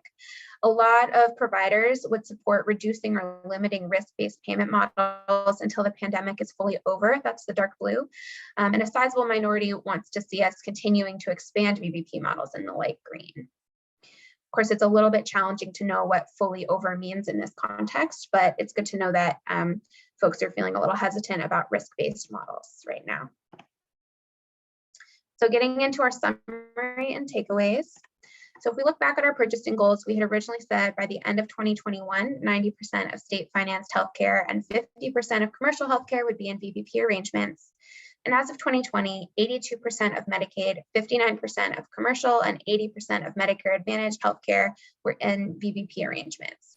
And that totals up to 77% of state-financed healthcare, as we mentioned at the top of the presentation. And this indicates that we're making really significant progress toward our VBP goals, especially considering that there's a global pandemic that happened between when we set these goals and today. A little bit more summary. So health plans VBP adoption increased from the previous year. Providers, organizational, and clinician experience with VBP has been generally neutral or positive. Providers generally plan to maintain or increase VBP participation and desire technical support across domains, especially around health equity and social determinants. And health plans and providers are facing the same top barriers respectively year to year. Speaking of those barriers, this is something that I think has been kind of a theme of our meeting today, and that probably doesn't come as a surprise to anyone, but alignment is really critical. These three factors across the top were enablers when present and barriers when absent. And those are aligned incentives and contract requirements, aligned quality measures and definitions, and interoperable data systems or access to comprehensive patient population data. So the fact that those are such strong enablers when present and barriers when absent, and they're for both payers and providers, that tells us that cross-system alignment and interoperability are really key, not only to all the other things that we know they support, but especially to value-based purchasing success. And unsurprisingly, COVID complicates VBP. The COVID-19 pandemic both increased interest in VBP and created barriers to expanding it. So providers and fee-for-service arrangements really suffered during the pandemic because of the decrease in utilization of healthcare in general, which makes VBP more appealing. But providers and payers also have reduced capacity to invest in the transformation to VBP while dealing with the pandemic. And we also see a strong hesitance to choose VBP arrangements with downside risk during the pandemic. And that makes sense. We're all steeped in a lot of risk in our lives right now, and it can feel like a lot. But minimizing the amount of effort and resources needed to engage in VBP arrangements can enable greater VBP expansion, because if this pandemic has taught us anything, it's really that fee-for-service is not workable in the long term. And finally, addressing inequity through VBP is in its early stages. We think value-based purchasing has really great potential as a tool for equity. We're just not quite there yet. Stakeholders at every level are working to address inequity. More payers and providers are collecting and disaggregating data than they were before, and everyone is reporting wanting to do more to reduce health disparities. But there are still some significant challenges to overcome before VBP can be fully leveraged to support health equity, and it's going to take coordination among payers, providers, and purchasers for VBP to reach its potential as a health equity tool.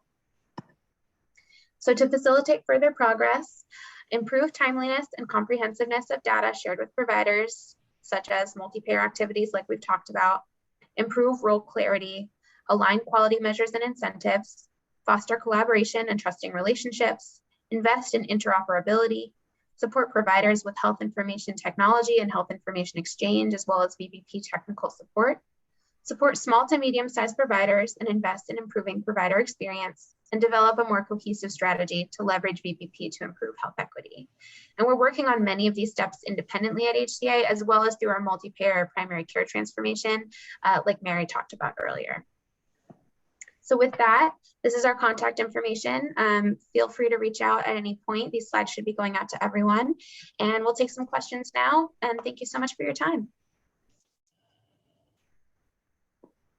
Thanks, Hannah. This is JD. Just want to jump in. I noted in the chat, but just want to make sure folks are aware. This version of the deck was pared down to fit the agenda for today. Otherwise, we could bore you and take up the entire meeting. But we will be publishing a longer, more in-depth slide deck that outlines additional results from the survey in the coming weeks. So that'll be live on our website soon. So keep an eye out towards that. Hey, JD, do you want to take a shot at the question from Teresa? Does HCA offer guidelines for transformation to VBP? Yeah, as far as guidance to providers, we don't have like a handbook or anything like that. And I would say our strategy has been, so we have a purchaser guidebook that we produced several years ago. We work closely with our plans on this, but our general approach to supporting providers has been routing through ACHs and through the practice transformation work. So understanding that different providers are in different stages and different places, I don't think we're necessarily best suited to do that at the moment. So there are initiatives that we think are valuable, but understand that really it takes a targeted approach to provide that kind of guidance. And I don't think we have the capacity to do that effectively. So we're certainly open to being a better partner in that realm. But to this point, we don't have like a standard guidance program or anything. And I don't think it's a one size fits all proposition either. So we want to be, we're cognizant of that as well.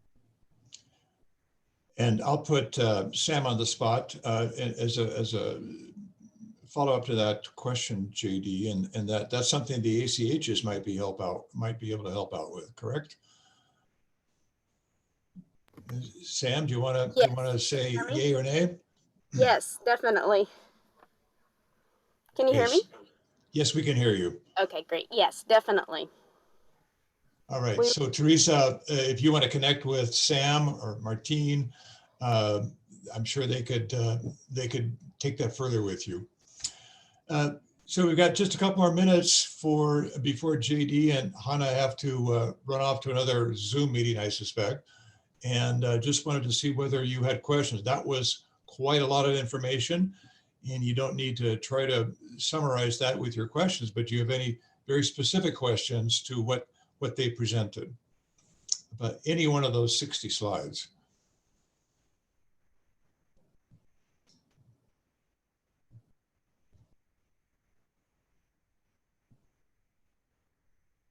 Any hands up you see, Stacy? I don't. If I might ask a question to this group, you know, one of the biggest obvious takeaways was the response rate from providers this year over previous years. So wondering if there are thoughts on that, if there's any feedback to us that you want to provide, however blunt you want it to be, how we can improve this to make it better and more useful for participants and yourselves as an ACH. Good question, JD. Why don't we see if any of the providers, clinicians on the call want to take a stab at answering JD's question, because that was quite a drop in the responses for the 9 counties.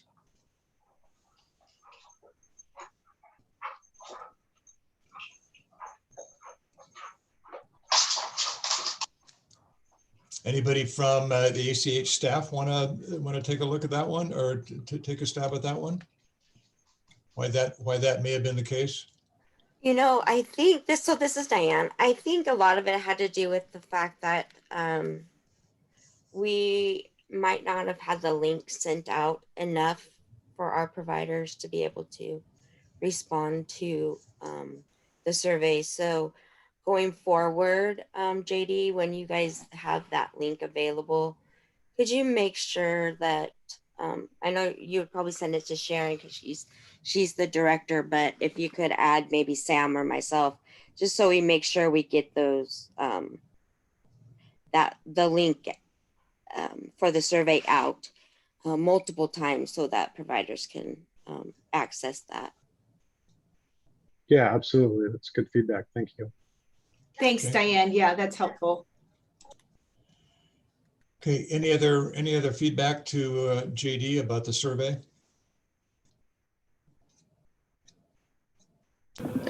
This is Ronnie Batchelor, board member. Yeah. How are you doing? I think that when we send out surveys, a lot of the organizations get a lot of requests to do that, and I think that they don't have someone just specifically doing those, and we get caught up in our work, and especially with COVID and changes in staffing and things like that. So I really think that you're going to only get a certain amount of people that are going to respond within a certain amount of time. So maybe the length of time that the survey is up and the more times that it's processed through, and ask, maybe GCACH can ask the providers to put somebody in charge of making sure that those surveys go out. So JD, work in tandem with a little more with the ACHs is kind of what I'm hearing. Sounds like a good approach. Okay. And when will the next survey be fielded? Yeah, we typically field the survey from July 1st or whatever business day is closest through the end of August. So that's the typical time frame. Okay. We could be open to expanding that. All right. Thank you. Well, you don't want to expand it too long because then you won't have time to evaluate it before the end of the year when you need it. So we Yeah, totally, we'd probably start earlier rather than keeping it open longer. But we did that with our MCO process, and it didn't really make a difference. With claims run out and everything. So, but might be a little bit different on the provider side. I think if we get our navigators involved and let them know that way they can work with the providers to make sure they get the link for the survey and know that it's important to do. So I think that's what we will work on coming forward for the next year. Prior to this last one, that's kind of how it went as well. Okay. Any final questions of JD and Hannah? This was quite a lot to absorb. And JD, if I understand your comment in the chat box, is the slide deck is not quite ready for public dissemination. You'll send a revised version to Greater Columbia in a bit? Yeah, so this is actually the first time we've presented this. So you're getting the first cut at this, but we will have a longer deck that will be published. We had to hold off on a lot of the information just for time considerations, but there's a lot more data that will go into it, and it will be public on the website. We just have to get it through our communications division to do the copy editing to make sure it's good enough for public consumption. But it'll be much of the similar data with more. So we'll be sure to send out some communications when that goes live, so you're aware. Good. Just what I was going to ask. Yeah, I'm sure we can wait, but it'd be great to know when it comes out so we can post it with this meeting on our website. All right. Any last questions of JD and Hannah before they run off to another meeting? If not, then thank you for all that good work, the two of you. Thank you for sharing. Thanks for having us. And I hope that people on the call will feel comfortable in contacting either JD or Hannah or in time when you see the full slide deck and just poke away with some questions of fact or interpretation that you'd like to see answered. So I'm sure that's okay with you, JD, right? Absolutely. Good. Could I say anything else? No, but please do. Seriously, yeah. All right. Anytime. Thank you very much. Well, thank you so much. And we'll move on to our final segment of the session today. And this is hearing from three of our MCOs. You saw a lot of their responses embedded in the questionnaire that we just reviewed. Now we're going to hear a little bit more detail from both Emily Rose, Heidi Nelson, and Kat Latta. And I think I'm just going to ask you to give a presentation in the order that I named you. So Emily, Heidi, and then Kat. And if you would take 5 minutes plus or minus, so we'll have time for questions at the end. So Emily, you're on. The floor is yours. Sure, great, thank you. So as you just mentioned, we kind of touched base yesterday, Heidi, Kat, and I, that our intention is to keep our speech portion a little bit more on the brief side to allow more time for questions, especially probably after that HCA survey we just saw. There were a lot of questions that popped up that hopefully we could help answer. But I'll start by introducing myself. So I'm Emily Rose. I'm the Director of Contracting and Network Development at Coordinated Care. Before that, I've been I was at Molina for a while, and I was at a commercial payer in Washington also. So I've had the opportunity to actually meet and work with a lot of people on the call today. So it's good seeing you guys. I'm looking forward to meeting the folks that I don't know at some point in the future. But I think getting back to value-based care, as we were talking about in the last presentation, that goal is 90%. So that's a pretty aggressive goal. That means we have to have a lot of tools in our portfolio in order to meet those numbers. And it's hard with value-based care. You know, it's something we've all been working on, especially in the last 10 or so years. It's really evolved, but it changes year to year. I don't think our contracts ever stay the same year to year. We get feedback, we make developments, we make changes. And we have to have a whole lot of options available. You know, if we have a larger system with more patients assigned that has more capital available, you know, they're more available to do a shared risk, a shared upside, shared downside risk. But that won't work for every provider out there. We might have a smaller primary care office that is not quite as far along in the transformation model. So maybe we need to do something more based around pay for performance, based on HEDIS measures for those folks. And then there's that continuum in between those two, as we saw in the HCA presentation. So we really have to kind of take it almost as on a case-by-case basis when we work with providers. We're continuing to develop new types of models that we can implement. I hope I can mention them, that I see they're on the call today, but we have a new behavioral health BBA that we just recently went live with. The first provider to sign up for it is on this call today. Feel free to speak up in the chat if you want. I don't want to call you out if you don't want to. But we were very fortunate that they gave us a lot of feedback when we were going through the process. You know, we laid out what we thought would be a good starting point. We changed some things as we went along, and I'm sure as we continue to move along the year with them as we get feedback, we'll probably make changes going forward too. We'll see what works and what doesn't work. And that kind of circles around to something that I've had in the back of my mind that I don't think we speak about enough, is that one of the big benefits of value-based payments is the partnership that comes out of this. You know, in the past, when we're just focused on a fee-for-service model, that leaves our relationship between the payers and the providers is very transactional. You submit a claim, we pay it. You call with the inquiry, we answer it. It doesn't really offer a lot of opportunity to partner together.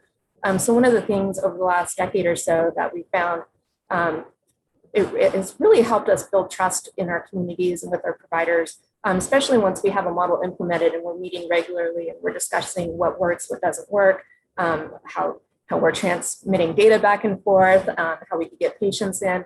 You know, it's really helped us lean in together and be able to offer our resources instead of working in a silo on something.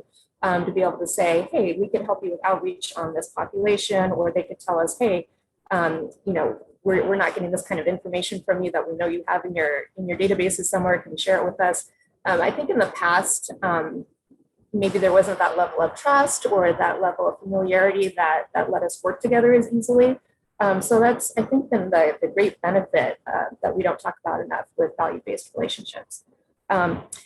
Anyway, I'm probably taking up too much time. I want to kick it over to Heidi and Kat so we can get the questions for everybody. You're fine. Okay, you'll be available for questions, right? Yes. All right, Emily, thank you so much. And Heidi, then you're up next.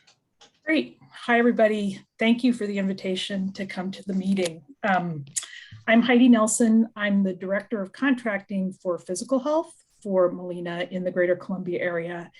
And it has been a true joy over the past, 6 years to work with providers in Greater Columbia and see just the engagement and partnership we've been able to develop through value-based arrangements. I mean, to me, the success of these is measured by paying providers. So we know that we've negotiated an agreement that works for everybody and we're supporting each other in it, but also seeing the engagement. And we have moved to, let's see, we have over 54,000 of our 96,000 lives in Greater Columbia and Medicaid under some sort of a value-based care arrangement.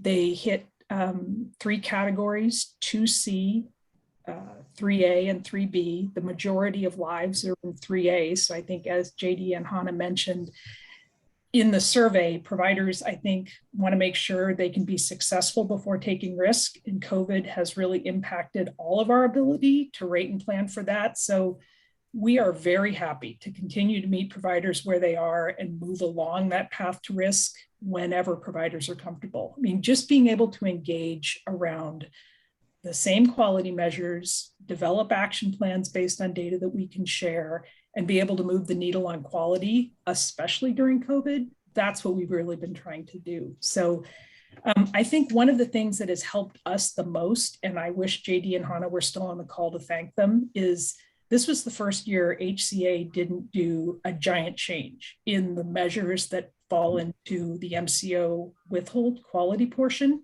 75% of that 2% of our premium that's withheld is based on quality performance. And I think, as all providers would agree, it's really hard to change your quality measures and goals every year. So being able, especially during COVID, to have stability in those measures so that the data that we can share, we can see what's happening to it and also be able to take action on that.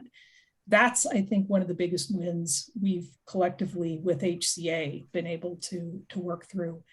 For us, the majority of our VBCs have been structured around the physical health measures. So we're doing a lot of pilot work around SUD and mental health penetration measures, and not just those measures, but also how do we best measure how, especially for integrated primary care teams, we're capturing that work, because that's something we've been focused all along on, but have been trying to figure out the best way to incorporate those into our physical health value-based care arrangements. And I think we're getting there. Provider feedback has been key to that as their integrated teams have developed, just understanding what those folks are doing, understanding what data we have to benchmark on. And then if we really don't have anything to start with, how do we structure a program that rewards providers for the work they're doing? And that's also incredibly important to us. And I would say the only other thing I want to mention about just why our value-based care arrangements have been successful, and I think we have really added value to what providers are able to do. Our VBPs on total cost of care, as well as on quality only VBP structures, include sending on a monthly basis complete information about the provider's paneled members. So that's the total cost of care information broken into the categories of care, which we can monitor both in terms of trend, as well as being able to drill down to the member level. We also include high cost member, high ED utilizer information, so providers know which of the patients we collectively need to focus on. And we've incorporated our healthcare services teams into our VBP meetings, so we can also coordinate on what we're both trying to do around those members. And then the hallmark of our VBP information is the quality information. So being able to regularly review that quality information, patient-specific care management, care intervention opportunities, as well as just understanding what's going on with total cost of care. Providers have let us know that's really valuable, and we welcome their feedback and have been improving and expanding our reports based on that feedback. So I think that's a good summary of where we've been in Greater Columbia, and I'll turn it over to Kat. All right, thank you, Heidi. And then Kat, you have 5 or 6 minutes, and we'll have time for questions for all three of you. Great. Well, thanks, everybody. Good morning. So a lot of what my colleagues have shared. So again, my name is Kat Latte. I'm the Director of Health Systems Innovation here at Community Health Plan of Washington.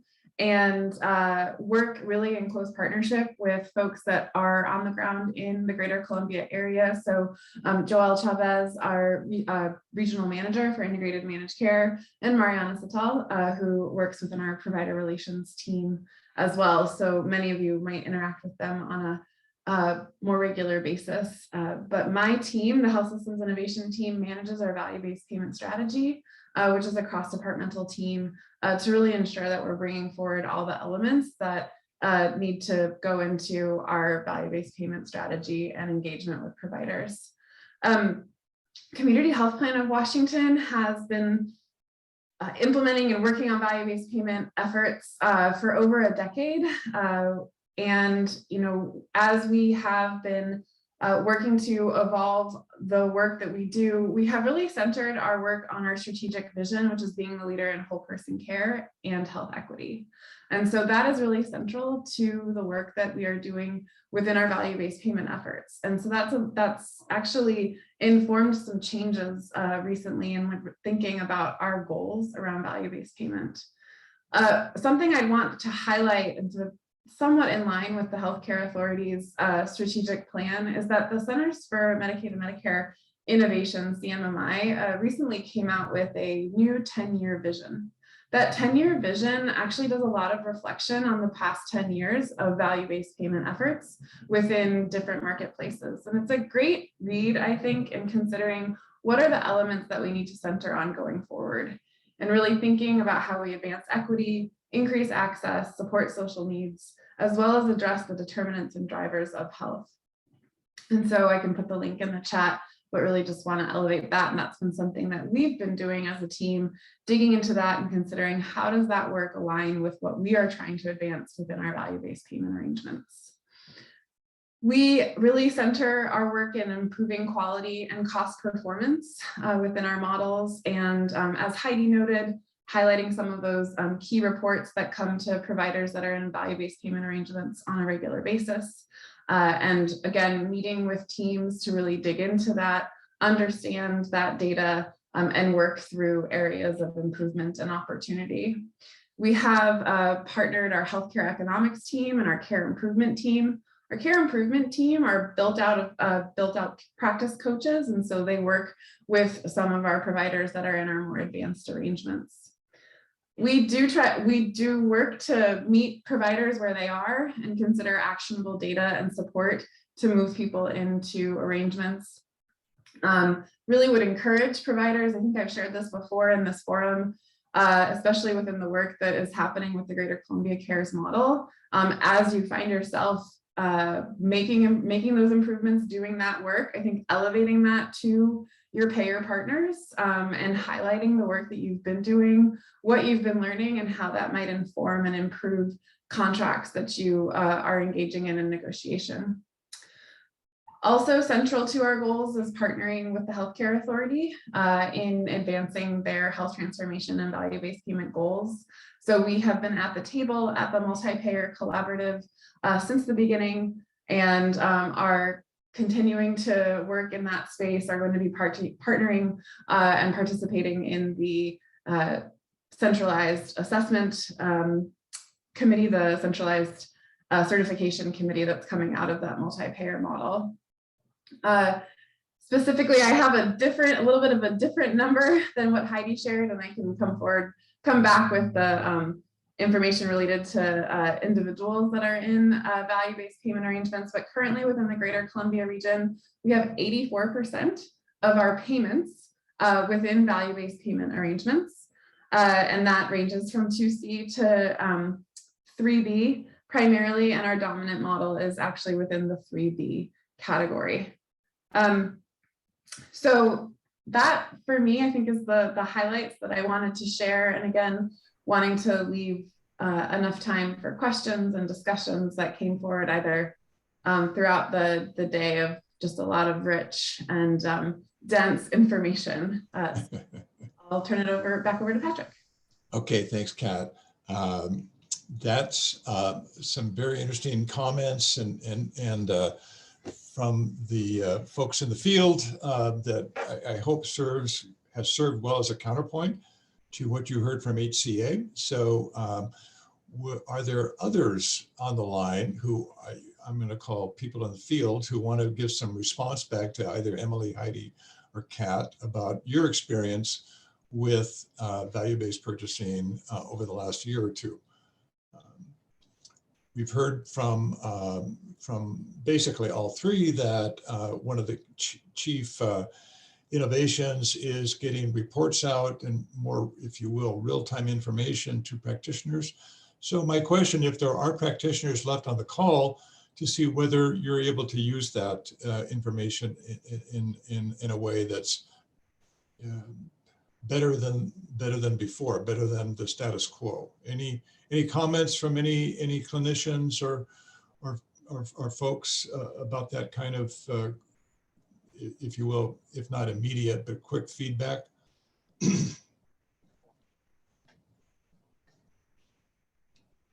No. Maybe they have gone on to taking care of business, taking care of patients.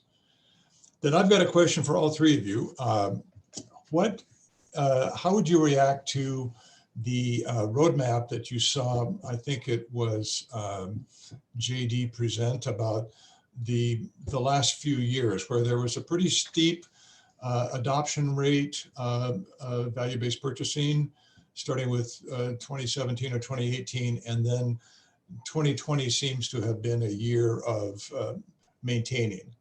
Is that what you're seeing in your populations as well? Is that 2020, maybe due to COVID, just threw a bit of a wrench in that adoption process? Anybody want to take a stab at that? This is Heidi. Yeah, I definitely think COVID has been something. I mean, providers just don't have a lot of time. Time and staff are so premium right now that folks in value-based arrangements, I think they rely on the data. They're hoping they can continue to move forward, but they're really just trying to see patients. I think another just reality is that, at least for Molina, we have close to 83% of our payments lives statewide in a VBP. So we really have worked with, providers that have probably a panel of up to 600-700 members with us. When you get down into the panels of, they might have 100 members with you. Those are generally really small practices. So trying to figure out a way to do this with them that makes it valuable to them, not an administrative burden, I think that's a challenge for all of us. Mm-hmm. Mm-hmm. So what you're saying, Heidi, is this is somewhat natural curve that is just going to slow down because of the nature of the patient population, patient panel size. And just being able also to figure out how to engage in a valuable, meaningful way. So it's not, okay, we just need more people under a VBP. You want to work with providers where that's their goal. They have the time, the staff, whatever they need based on the arrangement you've negotiated to make that worth the time they spend with us. And I think we want to get there, but we also want to be able to make sure we have engagement from the providers, not just, I want to do this, but they actually have the time to do it. Gotcha. Emily or Kat, comments? I'll say I second exactly what Heidi said. Especially her first comments about COVID. I think it's definitely made an impact, especially in the maybe the more rural areas or areas that we have EVPs around specialty care. For example, I know that we've been having conversations with a few practices that were on board to sign up, but they've asked us to pause right now just because of staffing issues. They're a little leery to take on what might be perceived as additional administrative work, even if it's a pure upside for them. They don't want to put themselves in that situation right now when they're already struggling to maintain their current workloads and patient caseloads in these times. So that's definitely one of the issues that we've seen in the last year or two with COVID. And to Heidi's second point, also, it definitely tapers down when it comes to the amount of members that are attributed or assigned to a provider. Like she was saying, we don't want to assign somebody to a value-based program with no just for the sake of the numbers. We want people to understand what they're signing up for. We want them to be able to take a look at the data we provide monthly, to be able to, get patients in for whatever HEDIS metric they might, be incentivized for. But it does get hard once you get to a certain threshold or below a certain threshold of patients to make it worthwhile for the practice to want to put in the time to engage in that.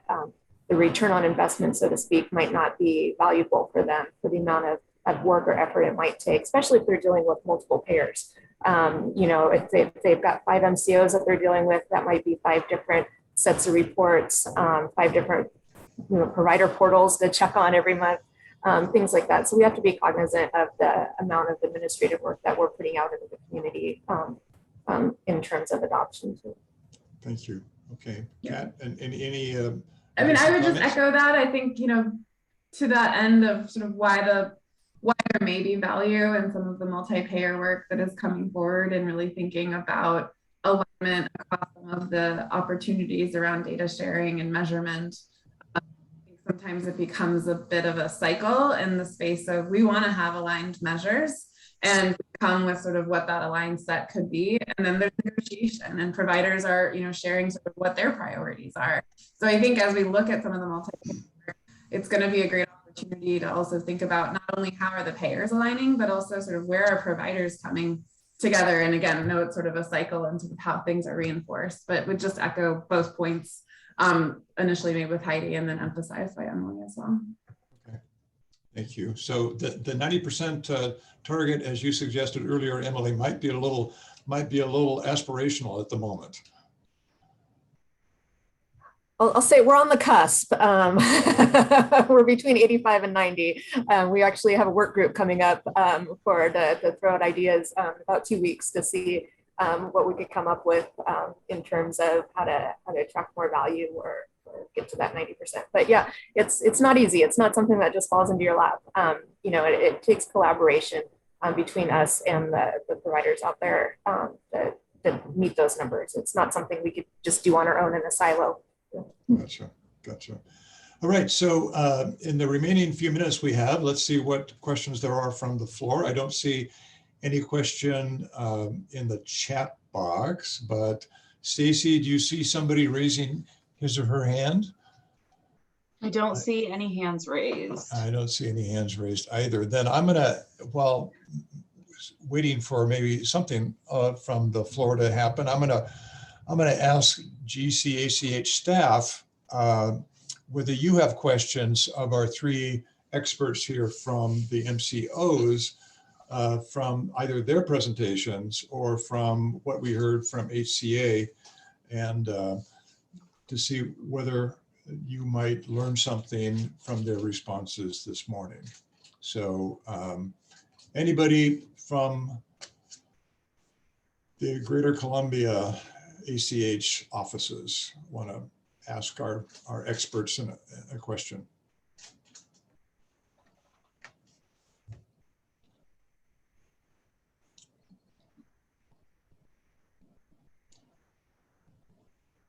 All right, we're all on the same page.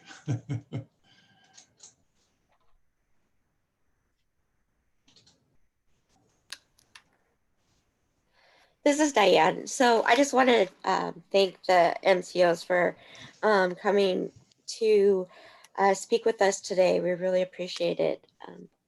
I think sometimes we forget that,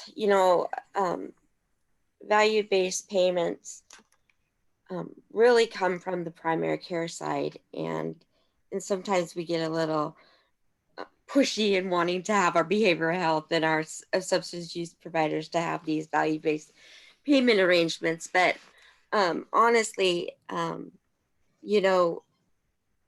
think that those are to come later on as we're going through this, and I'm hoping that you realize that our providers are ready for them, and so that's our hope, is that the ACH has really been working hard to get our providers to where they're able to show value to our MCO providers as they provide treatment and services to the community in the Greater Columbia region. Okay. Thank you, Diane. Any other comments from Greater Columbia staff about our interaction with the MCOs in the 9 counties that we are responsible for? Hey, Patrick, this is Martin, and my camera is not working, so I'll just be talking. We can hear you. I do want to, thank the MCOs as well, just for the support that they are providing to our contracted providers by supporting the sponsorship of Collective Medical, which is a really, important piece to the work that they are doing. Without that software that they're using, it would be pretty hard to reduce the number of ED utilizations and inappropriate and readmissions to the hospital. So, big thank you to you guys. Right. Thank you, Martin. Anybody else? All right. Then Emily, Heidi, and Kat, thank you once again for attending and sharing. And I'm sure that we will have you back in front of us sometime in the future. So appreciated your efforts today. There will be as we typically do, have a Leadership Council meeting in mid-February. You see it there, mark it on your calendars if you haven't already, February 17th, a Thursday in the morning. And then as you've gotten the reminder from Stacy, please take that survey. It'll take you about a minute, if that, to give us some feedback about how we did today. And I hope as we go about our business over the next 30 days that we've become a little more informed. Our decisions are a little more enriched about the world the complex world that we are living and working in healthcare reform. So with that, I hope you all have a good next month. Don't forget, Chinese New Year is upon us, and I'll probably be mentioning something about that at our February meeting. So thank you all, and we will see you in February. Thank you, everyone. Bye-bye.